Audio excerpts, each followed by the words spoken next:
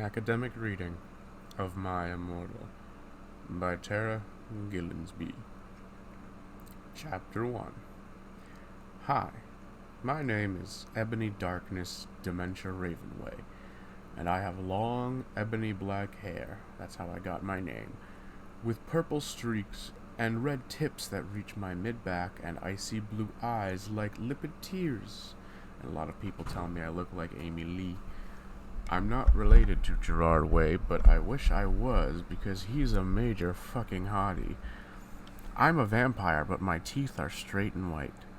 I have pale white skin. I'm also a witch and go to a magical school called Hogwarts in England, where I'm in 7th year. I'm a goth, and I wear mostly black. I love Hot Topic, and I buy all my clothes from there. For example, today I was wearing a black corset with matching lace around it, and a black leather miniskirt, pink fishnets, and black combat boots. I was wearing black lipstick, white foundation, black eyeliner, and red eyeshadow. I was walking outside Hogwarts. It was snowing and raining, so there was no sun, which I was very happy about. A lot of preps stared at me. I put up my middle finger at them. "Hi, Ebony," shouted a voice. I looked up. It was Draco Malfoy. "What's up, Draco?" I asked. "Nothing," he said shyly. But then, I heard my friends call to me, and I had to go away. End of Chapter 1. Something to take of note in this beginning chapter is the setup is much more different than the original source material of Harry Potter. In Harry Potter, the magical world of Hogwarts was the main focus, but here, it gives you a real insight into what it's like having lived in magic for all times, because Hogwarts is just sort of name-dropped, but the main character, she has more interest in her clothing, so that's kind of what you expect when someone's raised in the magical world, right? Yeah. Chapter 2. The next day, I woke up in my bedroom. It was snowing and raining again. I opened the door of my coffin and drank some blood from a bottle I had. My coffin was black ebony, and inside it was hot pink velvet with black lace on the ends. I got out of my coffin and took off my giant MCR t-shirt, which I used for pajamas. Instead, I put on a black leather dress, a pentagram necklace, combat boots, and black fishnets on. I put on 4 pairs of earrings in my pierced ears and put my hair in a kind of a messy bun. My friend Willow woke up then and grinned at me. She flipped her long waist-length raven black hair with pink streaks and opened her forest green eyes. She put on her Marilyn Manson t-shirt with a black mini, fishnets, and pointy high-heeled boots. We put on our makeup. "OMFG, I saw you talking to Draco Malfoy yesterday," she said excitedly. "Yeah, so?" I said, blushing. "Do you like Draco?" she asked as we put on the Slytherin common room and got into the Great Hall. "No, I so fucking don't," I shouted. "Yeah, right," she exclaimed. Just then Draco walked up to me. "Hi," he said. "Hi," I replied, flirtily. "Guess what?" he said. "What?" I asked. "Well, Good Charlotte are having a concert in Hogsmeade," he told me. "Oh my fucking gosh," I screamed. "I love GC. They are my favorite band besides MCR. "Well, do you want to go with me?" he asked. I gasped. End of Chapter 2. This chapter, likewise, is very character-driven, given that we meet the main character's closest friend and also get an insight into her feelings one way or the other for Draco Malfoy.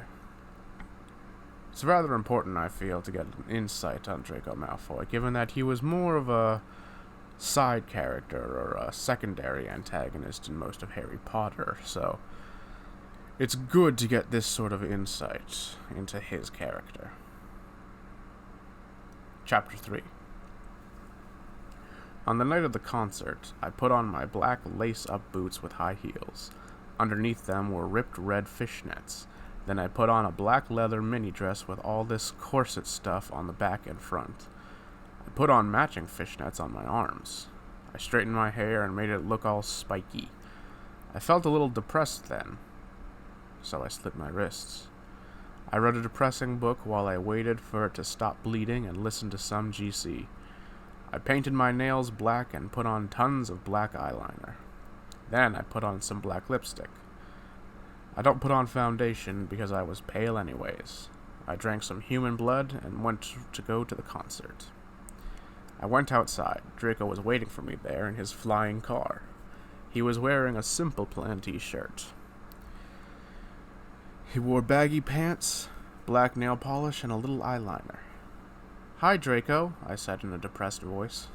"Hi, Ebony," he said. We walked to his flying black Mercedes-Benz and flew to the place with the concert.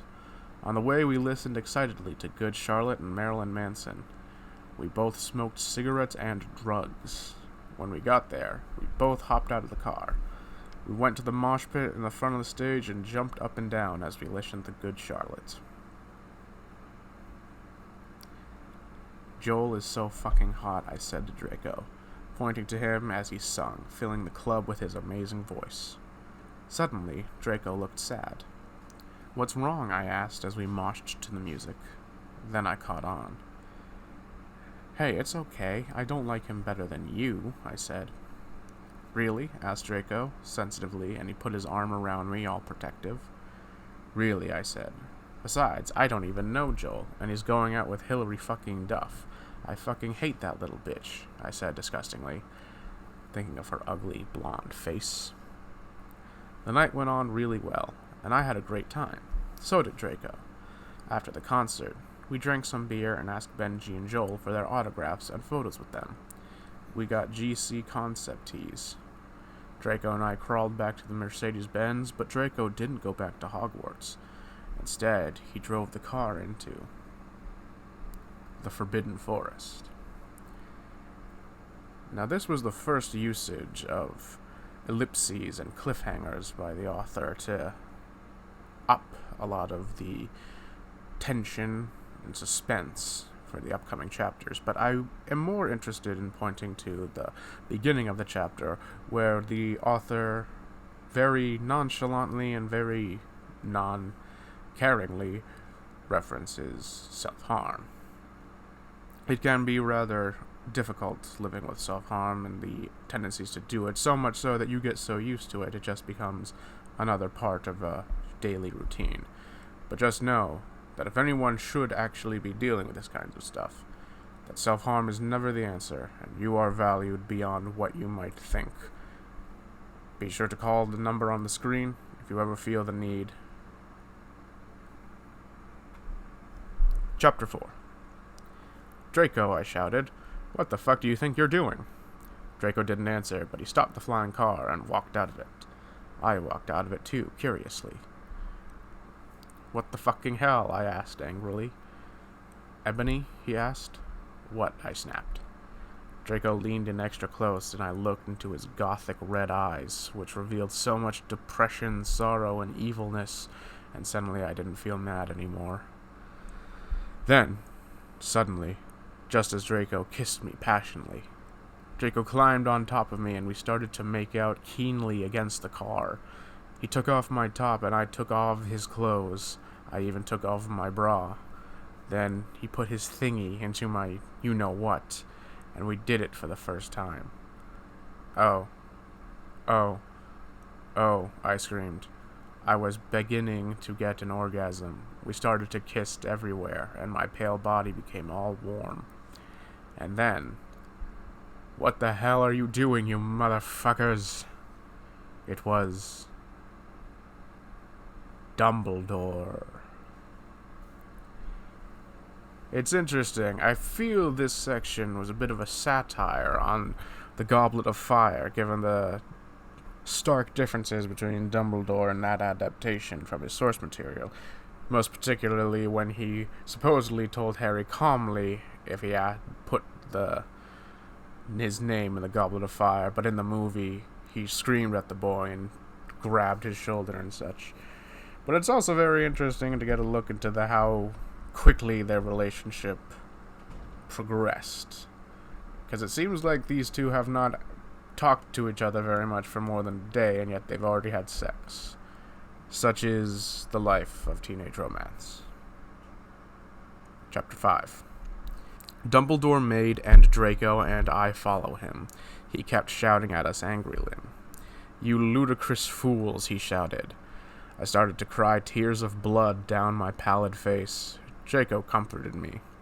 When we went back to the castle, Dumbledore took us to Professor Snape and Professor McGonagall, who were both looking very angrily. They were having sexual intercourse in the Forbidden Forest, he yelled in a forbidden voice. "Why did you do such a thing, you mediocre dunces?" said Professor McGonagall. "How dare you?" demanded Professor Snape. Then Draco shrieked, "Because I love her." Everyone was quiet.